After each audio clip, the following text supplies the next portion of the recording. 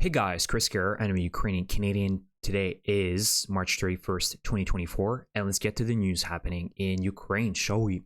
Very brief and quick video update, and I'm going to share with you some very great news from France, because France confirmed that they will transfer hundreds of armored vehicles to Ukraine, also Aster 30 anti-aircraft missiles, which are used in the SAMP-T air defense systems that Ukraine has a few of, to defend its skies. So basically, France planned to decommission these VABs, which are these armored vehicles, by the end of next year. And instead, they decided to transfer them to Ukraine, which is an excellent initiative. It's a win-win situation for both France and Ukraine.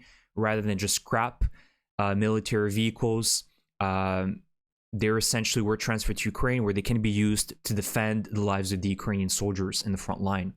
And they're perfect because, as you can see, they're kind of smaller, probably better armored Soviet BTRs, as you can see here. And Ukraine loves these types of light, mobile armored vehicles, so they're going to be perfect for the Ukraine military. And again, we know that anti-aircraft missiles, such as the Aster 30s, are going to be very, very crucial. Zelensky mentioned that there is now a shortage of them, especially since Russia's been waging a new terrorist campaign in Ukraine the last few weeks. Specifically last week, Russia's been specifically targeting power generating facilities in Ukraine. Essentially, it's an admission by Putin that he will not be able to take Ukraine anymore entirely, so might as well ruin it all, right? Whereas there was a hope that they could capture Ukraine, then they needed some of these facilities intact. But now it's an admission that Russia is incapable of capturing Ukraine, and so they will resort to pure terrorist attacks and make life as miserable as possible for the Ukrainians. So it's a win-win situation, as I've mentioned, and a huge thank you to France for really becoming a leader in Europe in terms of military assistance for Ukraine and having very important conversations, right?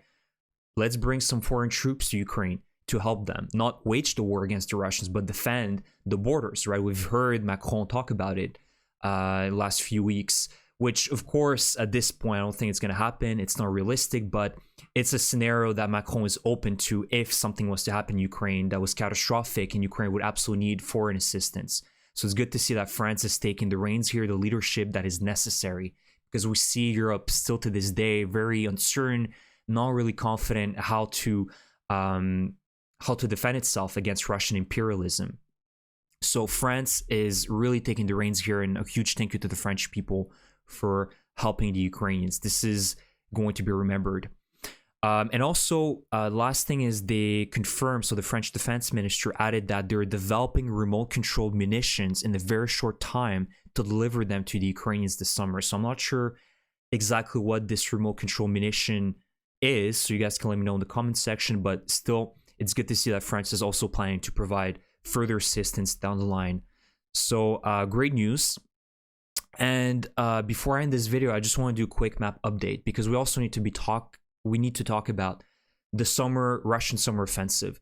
We know that, unfortunately, Ukraine isn't going to be on the offensive this year, right? Ukraine lost a lot of months because it was in a shortage of ammunition and shells, and there's a lot of political infighting, specifically in the United States, which is the biggest,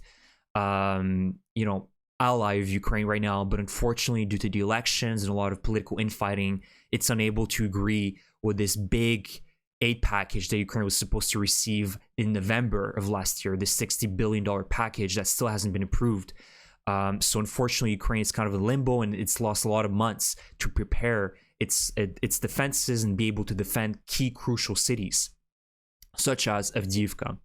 But I digress. So Russia, unfortunately, is going to be an offensive. They still have the momentum right now. So where is going to be their main thrust, their main push for this summer? And I believe it's going to be Chasiv Yar. This is the very, I think, a very important target for the Russians this summer.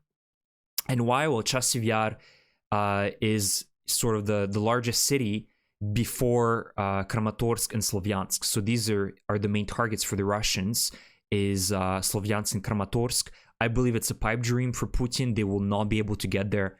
But of course, we've seen that the Russians are dead set at capturing even small cities like Avdiivka and losing over 50,000 men for them it doesn't really mean much because they're going to spin it for their propaganda as capturing Berlin in 1945. So Chasiv Yar, compared to Avdiivka, is about twice as small. So it's about 12,000, 13,000 people prior to the war in terms of population.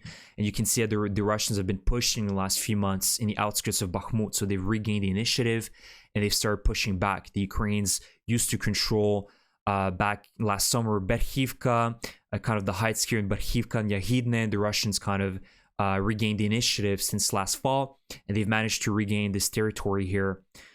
So their main goal right now is Chasiv Yar. So we'll see a lot of activity in Chasiv Yar, a lot more concentration of forces from the Russian side in this sector, for sure. Because for them, Kramatorsk and Slavyansk are very important cities to capture as well. And they want to close out this pocket here close to Lysychansk and Severodonetsk and Bilohorivka. So this is, I believe, this entire sector between Bakhmut and Lysychansk, Kremina, is going to be the main thrust of the Russian offensive. All the talks about Kharkiv and Kyiv being under threat is nonsense. Let's remember that the Ukrainians had 2 years to prepare defenses. And if we're talking about Kyiv, which I've been hearing rumors of the last few days, that Russia could potentially get to Kyiv this summer, it's nonsense. The Russians will utilize the exact same roads that they had to utilize 2 years ago, except this time they're heavily defended, they will be mined, and they will have to take roads which will be open for ambush. The Russians will be ambushed at any, any intersection, any crossroads. So it's a suicide mission for the Russians. If they're trying to go for Kyiv, I say let them do it, right? If they're going to do it, it's going to be an absolute blood. It's going to be bloodshed for them. So it's not going to happen. It's nonsense. Let's stop spreading these, fake rumors of the Russians potentially getting to Kyiv or Kharkiv even. The only thing the Russians can do at this point in terms of these two largest cities in Ukraine is terrorize the local population through cruise missile attacks and various types of bomb attacks that the Russians have been doing since the beginning of this war. That's the only effective thing that the Russians are good at. It's terrorizing people in these large cities, unfortunately. So I think the main thrust of the Russian summer offensive will be in the area of Bakhmut and Lysychansk, Kremina. I think this is really going to be their main focus, and a smaller focus around the outskirts of Donetsk, which the Russians are continuously also pushing through. So that means Avdiivka and also the south of Donetsk. So let me know what you guys think here. Where do you think the Russians are going to concentrate most of their forces? But that's the extent of their capabilities. Even if Russia was to mobilize 100,000 men or 200,000 men, that's the extent of how much the Russians can push. It took them months to take Avdiivka. To be honest, Avdiivka wasn't only since October. The Russians have been trying to capture Avdiivka since 2014. You can see that this is the old line in 2014. So, for the Russians, look how much time it took them to capture this entire sector. And they've had an insane amount of casualties, over 50,000 casualties to capture Avdiivka and its outskirts. Just today, I saw an image of a failed, well, I shouldn't say failed, but a massive Russian convoy that got destroyed around the area of Tonenke. So about 36 tanks and 12 BTRs or BMPs were destroyed in this sector. For the Russians to capture a village of less than 500 people, if not even smaller than that, again, it makes no sense, but for the Russians, numbers don't matter. But you can only go so much with the losses, especially with armored vehicles. The Russians have a limited amount of tanks and BTRs and BMPs available in artillery. So they, yes, they have millions of men available, but eventually they'll be fighting with sticks and stones if they continue with this pace. And I believe that they have about a year and a half left of this type of intensity before they absolutely need a pause.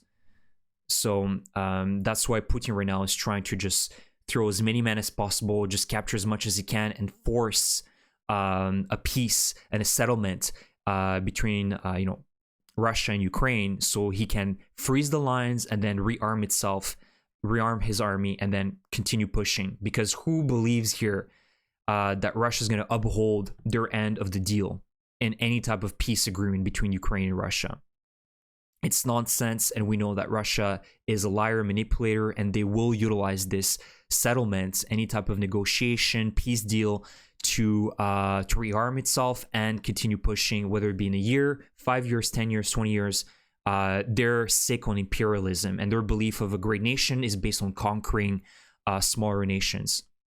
So let's not get fooled on the strategy of the Russians here. So that's the video for today, guys. I hope you enjoy my small little update. A huge thank you to the French and also other allies for providing very crucial assistance right now for Ukraine. And I will give you guys your minutes back. A huge thank you for your support, and I'll see you guys in the next one. Slava Ukraini!